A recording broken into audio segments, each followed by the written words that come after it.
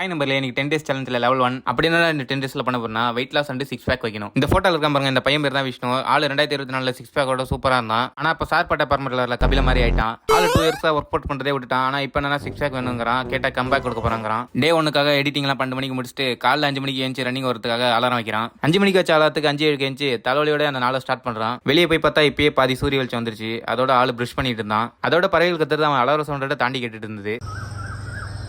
Brush பண்ணி முடிச்சுட்டு T shirt போட்டு வந்து வெளில வந்து பார்த்தா விடிஞ்சிருச்சு. ரன்னிங் வரதுக்கு வர இடம் இருக்கு. அந்த இடத்துக்கு நடந்து போறதுக்காக இப்போ ஒரு 200 மீட்டர் நடந்து போயிட்டு இருக்கேன். இடையில ஆறை தாண்டி குளத்தை தாண்டி ரன்னிங் வர இடத்துக்கு போய் ரன்னிங்கே ஓட ஆரம்பிச்சிட்டேன். ரன்னிங் ஃபர்ஸ்ட் ஹாஃப் முடிச்சுட்டு உட்காந்துருக்கப்பதான் தெரியுது நம்ம உடம்பு என்ன லட்சணத்தில் இருக்குன்னு. மூச்சு இறக்கிது, ஓட முடியல. அதோடய கொஞ்ச நேரம் உட்காந்து ரிலாக்ஸ் ஆகிட்டு திருப்பி ரன்னிங் ஏஞ்சி ஓட ஆரம்பிச்சிட்டேன். ஒரு ஸ்டெப் எடுத்து வைக்கப்பயும் கஷ்டமா இருந்தது. ஆனாலும் ரன்னிங் ஓடிட்டே இருந்தேன். இடையில இங்க நின்னலாம் அங்க நின்னலாம் தோணுது. ஆனா 10 days சேலஞ்ச் கம்ப்ளீட் பண்ணதுக்காக ஓடி ஆகணும்னு சொல்லிட்டு ஓடிட்டு இருந்தேன். என்னால மட்டும் தான் ஓட முடியும் இல்லை, நீங்களும் வேணா ஓடி பாருங்க, ஓட முடியும். ரன்னிங் கம்ப்ளீட் பண்ணிட்டு நடந்து வந்துட்டு பார்த்தா லைன்ல 2 பேர் உட்காந்து லவ் பண்ணிட்டு இருக்காங்க. அவங்கள தவிர்த்துட்டு சன்ரைஸ் பார்த்துட்டு வந்துட்டு இருந்தேன். அப்போ தான் மைண்டில் ஒன்று தோணுச்சு, நம்மளால சுத்தமாக ஓட முடியல.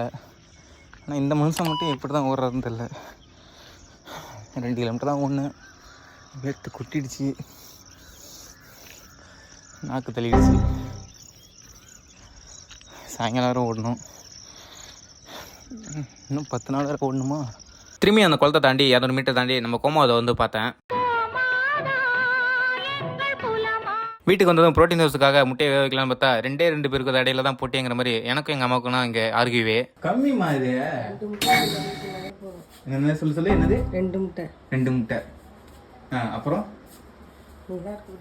சரி ஒரு வழியாக இருக்கிறதுலே பழைய பாத்திரமா பார்த்து நம்மளுக்கு முட்டை வைக்கிறதுக்கு ஒரு பாத்திரம் கொடுத்தாங்க. அந்த பாத்திரத்தில் தண்ணியை ஃபில் பண்ணிட்டு எடுத்து அடுப்பு மேலே வச்சிட்டேன். நெக்ஸ்ட் முட்டையை போய் எடுத்துட்டு வந்துட்டு கவுண்ட் பண்ணி ஒன்னொன்னா உள்ள வச்சேன். நம்ம தாத்தா வேற இடையில வந்து யானை இதுன்னு கேட்டு இருந்தாரு. காலைல எழுந்து ரன்னிங்க்கு அவசரமா போனனால படுத்த பாய் எதுவுமே எடுத்து வைக்காம போயிட்டேன். அப்புறம் அதை எடுத்து வச்சுட்டு குளிக்க போயிட்டேன். ரன்னிங் போயிட்டு வந்து ரொம்ப சொட்டானனால தண்ணி செம ஜில்லுன்னு இருந்தது. குளிச்சு முடிச்சுட்டு பார்த்தா ஹேர் ஸ்டைல் எல்லாம் தொங்கிட்டு இருந்தது. குளிச்சு முடிச்சுட்டு வந்தா பிரஷ் வந்துட்டேன். அப்புறம் அதை எடுத்து வந்து அதோட பாக்ஸ்ல வச்சிட்டேன். நெக்ஸ்ட் போயிட்டு ட்ரெஸ் தேடிட்டு இருந்தேன். அப்பதான் ஒரு சம்பவமே நடந்துச்சு. அது என்னன்னு அடுத்த பாகத்தில் சொல்றேன். டாடா பை பை, மீண்டும் சந்திப்போம் நண்பர்களே.